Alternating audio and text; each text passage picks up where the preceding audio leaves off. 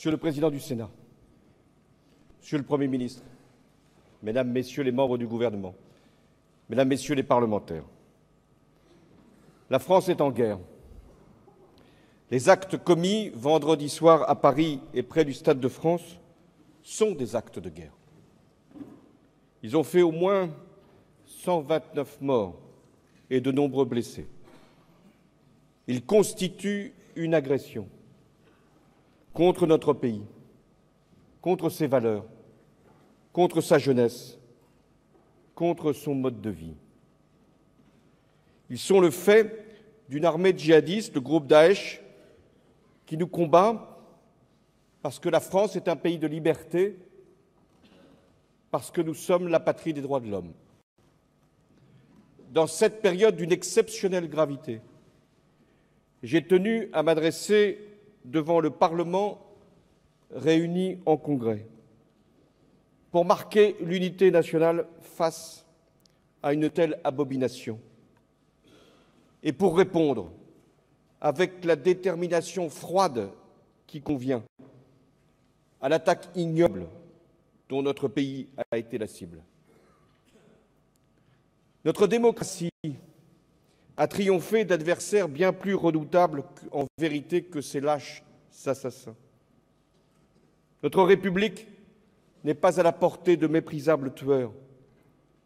Ma volonté, c'est de mettre toute la puissance de l'État au service de la protection de nos concitoyens. Je sais pouvoir compter sur le dévouement des policiers, des gendarmes, des militaires, de vous-même, représentants de la nation. Vous connaissez le sens du devoir et, lorsque les circonstances l'exigent, l'esprit de sacrifice. Les terroristes croient que les peuples libres se laisseraient impressionner par l'horreur. Il n'en est rien. Et la République française a surmonté bien d'autres épreuves. Et elle est toujours là, bien vivante. Et ceux qui ont entendu la défier ont toujours été les perdants de l'histoire.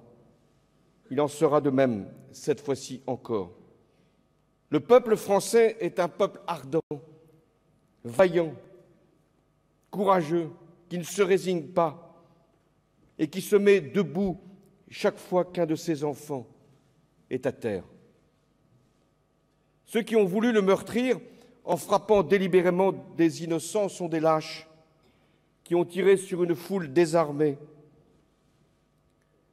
Si bien que nous ne sommes pas engagés dans une guerre de civilisation, parce que ces assassins n'en représentent aucune. Nous sommes dans une guerre contre le terrorisme djihadiste qui menace le monde entier, et pas seulement la France. Dans cette guerre, qui a commencé il y a déjà plusieurs années, nous avons bien conscience les uns et les autres qu'il y faudra du temps et que la patience est aussi exigeante que la durée et la dureté avec laquelle nous devons combattre. L'ennemi use des moyens les plus vils pour essayer de tuer, mais il n'est pas insaisissable. Je serai même plus précis encore, il n'est pas hors d'atteinte. Et donc, dans cette période si difficile, si lourde, où nos concitoyens ont ressenti l'effroi, ils doivent garder leur sang-froid. Et j'appelle une nouvelle fois tous nos compatriotes à faire preuve de ces vertus qui font l'honneur de notre pays, la persévérance, l'unité, la lucidité, la dignité.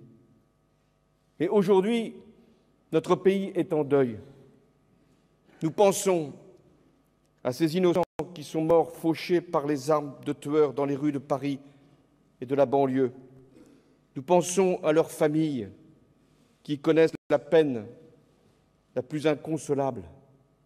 Nous pensons à ces centaines de jeunes gens, jeunes filles, jeunes garçons qui ont été touchés, blessés, traumatisés par cette terrible attaque. Certains, au moment où je parle devant vous, luttent encore pour leur vie. Je salue l'action des services de secours et de soins qui se sont mobilisés depuis vendredi. Notre système de santé s'était préparé à une telle situation d'urgence. Et une fois encore, il a fait face pour accomplir parfaitement la mission. Je veux également rendre hommage aux forces de l'ordre, pleinement engagées pour assurer la sécurité des Français, comme une fois encore, on a témoigné le courage de ces policiers qui, au moment de donner l'assaut pour libérer les otages du Bataclan, qui étaient condamnés à une mort certaine sans leur intervention, ont une fois encore montré de la détermination et du dépassement d'eux-mêmes.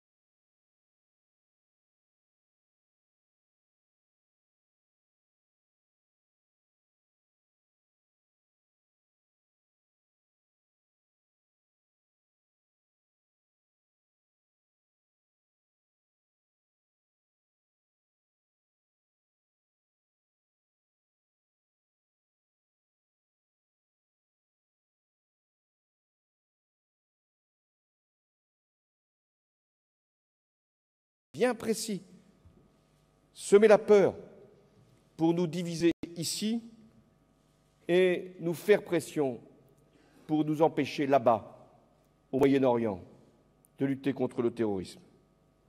Nous faisons face à une organisation Daesh disposant d'une assise territoriale, de ressources financières et de capacités militaires. Depuis le début de l'année, cette organisation a notamment frappé à Paris, au Danemark, en Tunisie, en Égypte, au Liban, au Koweït, en Arabie saoudite, en Turquie, en Libye. Et elle massacre chaque jour et opprime des populations. C'est la raison pour laquelle la nécessité de détruire Daesh constitue un sujet qui concerne toute la communauté internationale. J'ai donc demandé au Conseil de sécurité de se réunir dans les meilleurs délais pour adopter une résolution marquant cette volonté commune de lutter contre le terrorisme. D'ici là, la France intensifiera ses opérations en Syrie. Hier soir, j'ai donné l'ordre à 10 chasseurs bombardiers français de larguer leurs bombes sur le fief de Daesh à Raqqa. Ils ont détruit un centre de commandement et un camp d'entraînement. J'adresse toutes mes félicitations aux pilotes français qui ont réussi cette mission. Je remercie également nos alliés américains qui ont utilement prêté leur concours à cette opération. Et je l'annonce ici devant le Congrès, nous poursuivrons ces frappes au cours des semaines à venir. Le porte-avions Charles de Gaulle atterrira jeudi pour se rendre en Méditerranée orientale, ce qui triplera nos capacités d'action. Et il n'y aura dans cette action aucun répit et aucune trêve. Les commanditaires des attentats de Paris doivent savoir que leurs crimes loin de faire vaciller la résolution de la France, renforce encore notre détermination à les détruire. Le terrorisme, nous le combattons partout, là où des États sont menacés pour leur survie même. C'est ce qui a justifié la décision que j'avais prise d'intervenir au Mali et encore en ce moment même la présence de nos militaires au Sahel, là où Boko Haram massacre, enlève, viole, tue. Le terrorisme, nous le combattons en Irak pour permettre aux autorités de ce pays de restaurer leur souveraineté sur l'ensemble du territoire. Et en Syrie, nous cherchons résolument, inlassablement, une solution politique dans laquelle Bachar el-Assad ne peut constituer l'issue. Mais notre ennemi en Syrie, c'est Daesh. Il ne s'agit donc pas de contenir, mais de détruire cette organisation, à la fois pour sauver des populations, celles de Syrie, celles d'Irak, mais je pourrais ajouter celles du Liban, de Jordanie, de Turquie, tous les pays voisins. C'est aussi de nous protéger pour éviter que viennent sur notre territoire, comme ce fut le cas vendredi, des combattants étrangers pour mener des actes terroristes.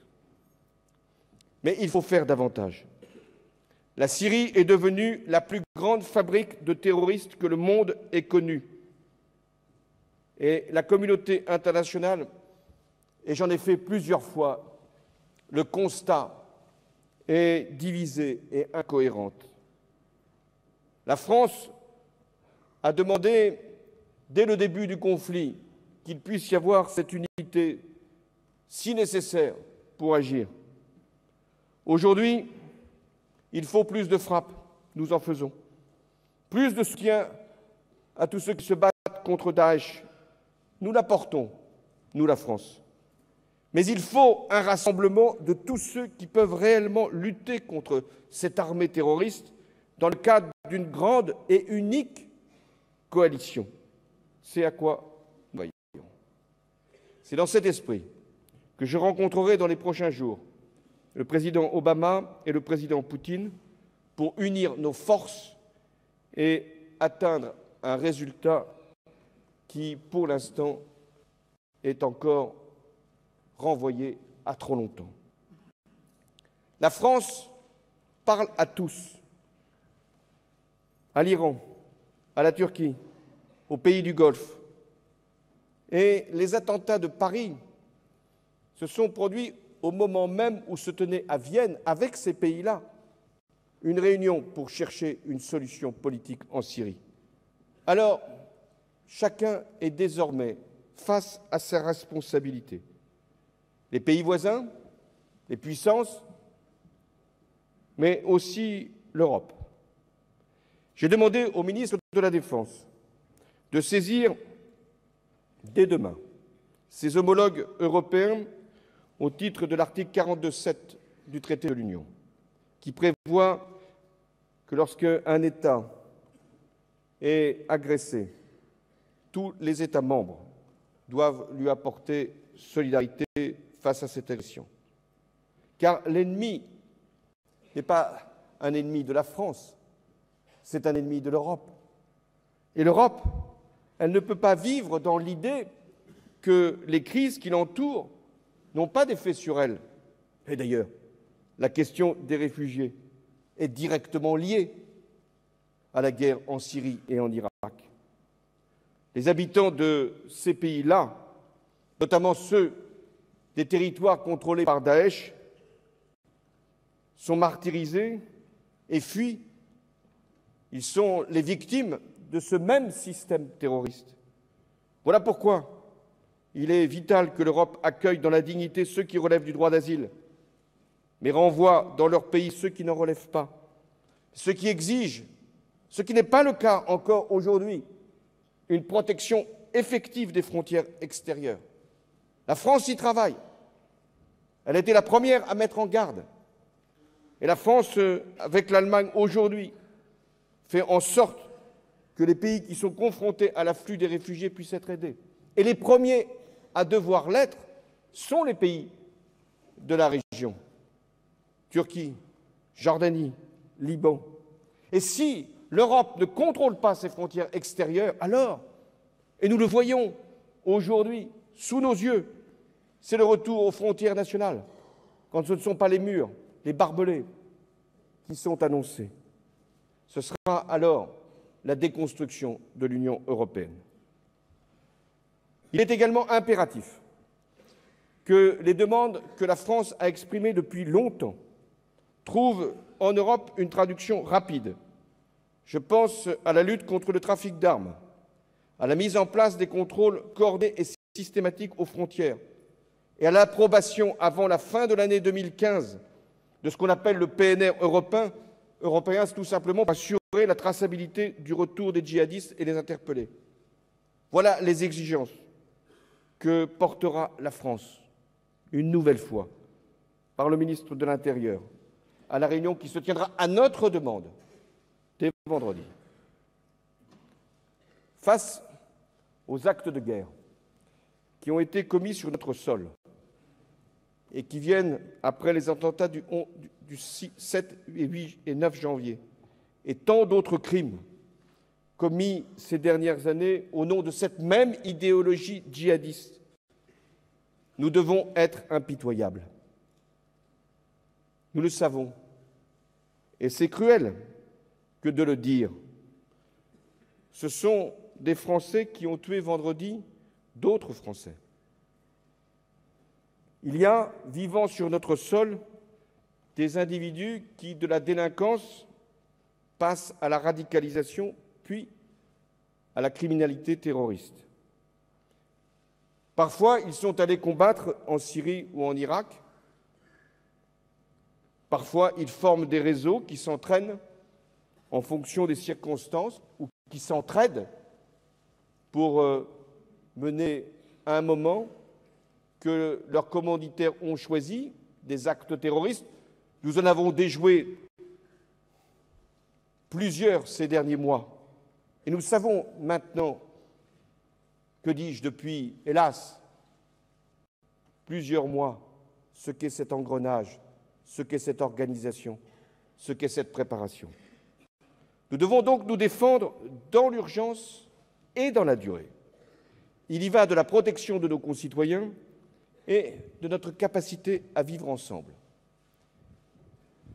Dans la nuit de vendredi, lorsque les fusillades ont fait connaître leur terrible bilan,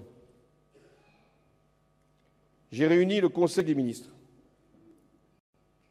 J'ai ordonné le rétablissement immédiat des contrôles aux frontières et j'ai proclamé l'état d'urgence sur proposition du Premier ministre. Il est désormais effectif sur tout le territoire et j'ai élargi la possibilité de procéder à des perquisitions administratives dans tous les départements métropolitains. Il y a eu cette nuit plus de 104 assignations à résidence et 168 perquisitions. Et il y en aura d'autres. Cependant, avec les actes de guerre du 13 novembre, l'ennemi a franchi une nouvelle étape. La démocratie a la capacité de réagir. La Déclaration des droits de l'homme et du citoyen affirme dans son article 2 que la sûreté et la résistance à l'oppression sont des droits fondamentaux. Alors, nous devons les exercer. Conformément à ces principes, nous allons donner les moyens de garantir, encore une fois, la sécurité de nos concitoyens. J'ai décidé que le Parlement serait saisi dès mercredi d'un projet de loi prolongeant l'état d'urgence pour 3 mois et adaptant son contenu à l'évolution des technologies et des menaces. En effet, la loi qui régit l'état d'urgence, la loi du 3 avril 1955, ne pouvait pas être conforme à l'état des technologies et des menaces que nous rencontrons aujourd'hui. Mais elle comporte 2 mesures exceptionnelles: l'assignation à résidence et les perquisitions administratives. Ces deux mesures offrent des moyens utiles pour prévenir la commission de nouveaux actes terroristes. Je veux donc leur donner immédiatement toute leur portée et les consolider. Le Premier ministre proposera donc au Parlement d'adopter un régime juridique complet pour chacune de ces dispositions. Et mesdames, messieurs les parlementaires, je vous invite à les voter d'ici la fin de la semaine. Mais nous devons aller au-delà de l'urgence. Et j'ai beaucoup réfléchi à cette question. J'estime en conscience que nous devons faire évoluer notre Constitution pour permettre au pouvoir public d'agir conformément à l'état de droit contre le terrorisme de guerre. Aujourd'hui, notre texte comporte deux régimes particuliers qui ne sont pas adaptés à la situation que nous rencontrons. Le premier régime, c'est le recours à l'article 16 de la Constitution. Il implique que le fonctionnement régulier des pouvoirs publics soit interrompu. Le président de la République prend alors les mesures exigées par les circonstances en dérogeant à la répartition des compétences constitutionnelles. Et puis, il y a l'article 36 de la Constitution qui porte sur l'état de siège, qui n'est pas non plus approprié. L'état de siège, il est décrété en cas de péril imminent résultant d'une guerre étrangère ou d'une insurrection à main armée. Dans ce cas, différentes compétences sont transférées de l'autorité civile à l'autorité militaire. Chacun voit ici qu'aucun de ces deux régimes n'est adapté à la situation que nous rencontrons. Le fonctionnement régulier des pouvoirs publics, et nous le prouvons aujourd'hui, n'est pas interrompu, et il n'est pas concevable de transférer à l'autorité militaire des pouvoirs. Et pourtant, nous sommes en guerre. Mais cette guerre, d'un autre type, face à un adversaire nouveau, appelle un régime constitutionnel permettant de gérer l'état de crise. C'est ce qu'avait proposé en 2007 le comité présidé par Édouard Balladur, qui réfléchissait sur l'évolution de notre Constitution. Il suggérait de modifier l'article 36 de notre texte fondamental pour y faire figurer l'état de siège ainsi que l'état d'urgence. Et sa proposition renvoyait à une loi organique le soin de préciser les conditions d'utilisation de ces régimes. Je considère que cette orientation doit être reprise. Il s'agit de pouvoir disposer d'un outil approprié pour fonder la prise de mesures exceptionnelles pour une certaine durée, sans recourir à l'état d'urgence et sans compromettre l'exercice des libertés publiques. Cette révision de la Constitution doit s'accompagner d'autres mesures. Il en va de la déchéance de nationalité. La déchéance de nationalité ne doit pas avoir pour résultat de rendre quelqu'un apatride.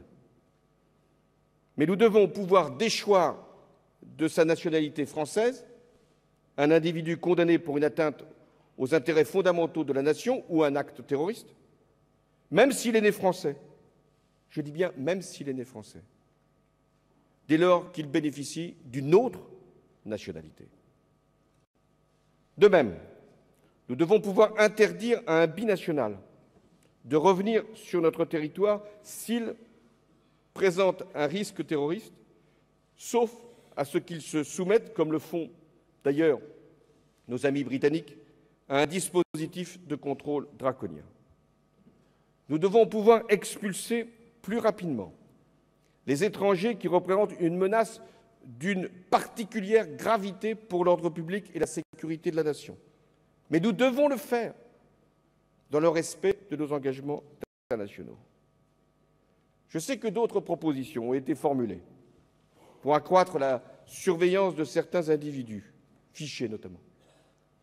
Le gouvernement, dans un esprit d'unité nationale, va saisir pour avis le Conseil d'État pour vérifier la conformité de ces propositions à nos règles fondamentales et à nos engagements internationaux. Cet avis sera rendu public et j'en tirerai toutes les conséquences. Réfléchissons bien à cette décision. Notre Constitution est notre pacte collectif. Elle unit tous les citoyens. Elle est la règle commune. Elle porte des principes. Elle est précédée d'un préambule qui montre que la France est un pays de droit. La Constitution, c'est la charte commune, c'est le contrat qui unit tous les citoyens d'un même pays. Dès lors que la Constitution est le pacte collectif indispensable pour vivre ensemble, il est légitime que la Constitution comporte les réponses pour lutter contre ceux qui voudraient y porter atteinte. De la même manière que sont voués à la dissolution les associations ou les groupements de fait qui provoquent la haine ou incitent à la commission d'actes terroristes. Mesdames, Messieurs les parlementaires, je vous demande de réfléchir à la décision que j'ai prise et je demande au Premier ministre de préparer cette révision avec vous afin qu'elle puisse être adoptée dans les meilleurs délais. Car nous avons prolongé, ou vous allez prolonger, l'état d'urgence au-delà des 12 jours, pour 3 mois. Mais après l'état d'urgence, nous devons être pleinement dans un état de droit pour lutter contre le terrorisme. Et puisque la menace va durablement peser, que la lutte contre Daesh va nous mobiliser encore longtemps sur le front extérieur, comme sur le terrain intérieur, j'ai également décidé de renforcer substantiellement les moyens dont dispose la justice et les forces de sécurité. D'abord, les services d'enquête et les magistrats antiterroristes doivent pouvoir recourir, dans le cadre de la procédure judiciaire, à tout l'éventail des techniques de renseignement qu'offrent les nouvelles technologies et dont l'utilisation est autorisée dans un cadre administratif par la nouvelle loi sur le renseignement. La procédure pénale doit également prendre en compte de la manière la plus étroite possible la spécificité de la menace terroriste. Ensuite, les magistrats doivent avoir plus largement accès aux moyens d'enquête les plus sophistiqués pour lutter notamment contre les trafics d'armes, car ce sont avec les armes du banditisme que les actes terroristes sont commis. Les peines seront significativement alourdies. Enfin, face à la violence du terrorisme, la question de la légitime défense des policiers, des conditions dans lesquelles ils peuvent faire usage de leurs armes, devra être traitée, toujours dans le cadre de l'état de droit. Ces différents sujets constitueront la matière d'un important chantier législatif que je demande au Premier ministre de conduire et d'engager sans délai avec les ministres concernés, garde des Sceaux, ministre de l'Intérieur, de manière à ce que nous puissions, sans perdre aucune minute dans l'action engagée. Ces dispositifs compléteront toutes les mesures qui ont été adoptées depuis 2012. 2 lois antiterroristes, une loi sur le renseignement, un renforcement considérable des moyens. Mais j'ai également conscience qu'il nous faut augmenter encore les moyens. Parce que si nous sommes en guerre, nous ne pouvons pas l'être avec ce que nous avions il y a quelques années, dans des lois de programmation militaire ou dans d'autres textes imaginés pour assurer la sécurité de nos concitoyens. Alors, 5 000 emplois supplémentaires de policiers et de gendarmes seront créés d'ici 2 ans, afin de porter le total des créations d'emplois de sécurité à 10 000 sur le quinquennat. Cet effort, qui est considérable, et qu'assume le gouvernement dans le contexte budgétaire que chacun connaît, permettra simplement de restaurer le potentiel des forces de sécurité intérieure au niveau qu'elles connaissaient en 2007. Ces créations de postes bénéficieront aux services de lutte contre le terrorisme, à la police aux frontières et plus généralement à la sécurisation générale du pays. Elles s'accompagneront des moyens d'équipement et d'investissement nécessaires à l'accomplissement des missions. De même, le ministère de la Justice disposera de 2500 postes supplémentaires pour l'administration pénitentiaire, pour les services judiciaires. Et je n'oublie pas l'administration des douanes, qui devra être renforcée de 1000 postes aussi, pour que nous puissions assurer le contrôle aux frontières dès lors qu'il sera utilisé. Quant à nos armées, qui sont de plus en plus sollicitées par les opérations extérieures que nous allons poursuivre, par la sécurité de nos compatriotes qui est demandée, j'ai donc, là encore, décidé qu'il n'y aurait aucune diminution d'effectifs dans la défense jusqu'en 2019. Et cette réorganisation de nos armées se fera au bénéfice des unités opérationnelles, de la cyberdéfense et du renseignement. Le gouvernement me présentera donc sans attendre une planification nouvelle de l'évolution des effectifs de défense jusqu'en 2019. Je souhaite également que l'on tire mieux parti des possibilités des réserves de la défense, encore insuffisamment exploitées dans notre pays, alors que nous avons justement ce gisement. Les réservistes sont un élément fort du lien entre l'armée et la nation. Ils constituent les éléments qui peuvent, demain, former une garde nationale encadrée et disponible. Toutes ces décisions budgétaires seront prises dans le cadre de la loi de finances qui est en ce moment même en discussion pour 2016. Elles se traduiront nécessairement, et je l'assume devant vous, elles se traduiront par un surcroît de dépenses. Mais dans ces circonstances, je considère que le pacte de sécurité l'emporte sur le pacte de stabilité. Mesdames, Messieurs les parlementaires, le visage des morts, celui des blessés, celui des familles, ne quitte pas mon esprit. Ce souvenir nourrit une résolution sans faille qui, je le sais, est également la vôtre. Dans ma détermination à combattre le terrorisme, je veux que la France reste elle-même. Les barbares qui l'attaquent voudraient la défigurer. Ils ne parviendront pas à la faire changer de visage. Jamais ils ne doivent réussir à abîmer l'âme française. Jamais ils nous empêcheront de vivre comme nous en avons décidé, de vivre pleinement, de vivre librement. Et nous devons en faire la démonstration avec sang-froid. Et je pense à la jeunesse. Je pense à celle qui se sent blessée à travers toutes ces victimes et qui s'interroge sur sa capacité à pouvoir vivre dans un état de droit. Nous devons continuer à travailler, continuer à sortir, continuer à vivre, continuer à influencer le monde. Et c'est pourquoi le grand événement international de la conférence sur le climat sera non seulement maintenu, mais sera un moment d'espérance et de solidarité.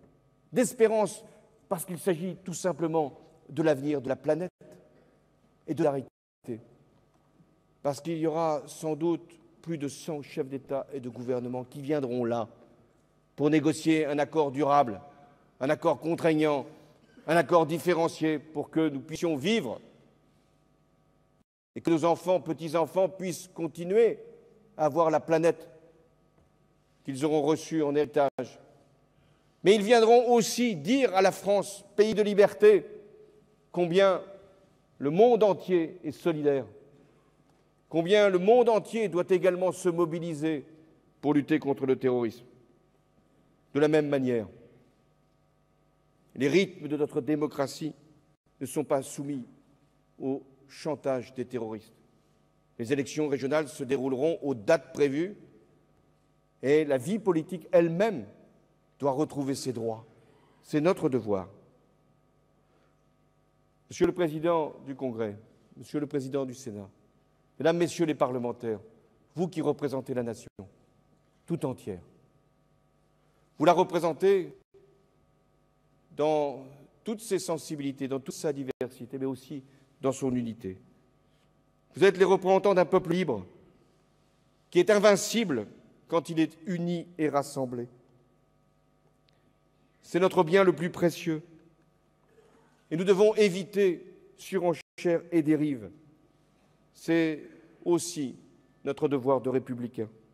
C'est en renonçant au combat que la République devait mener qu'elle a pu s'éloigner d'elle-même dans certaines circonstances. Nous devons veiller qu'il n'en soit pas aujourd'hui le cadre.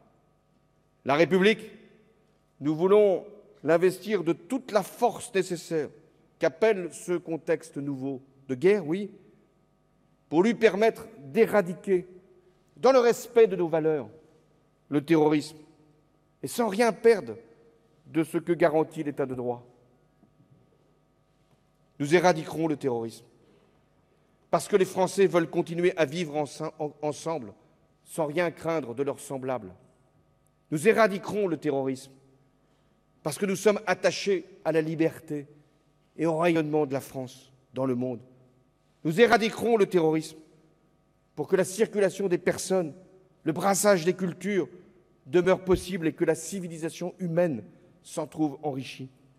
Nous éradiquerons le terrorisme pour que la France continue à montrer le chemin. Le terrorisme ne détruira pas la République, car c'est la République qui le détruira. Vive la République et vive la France.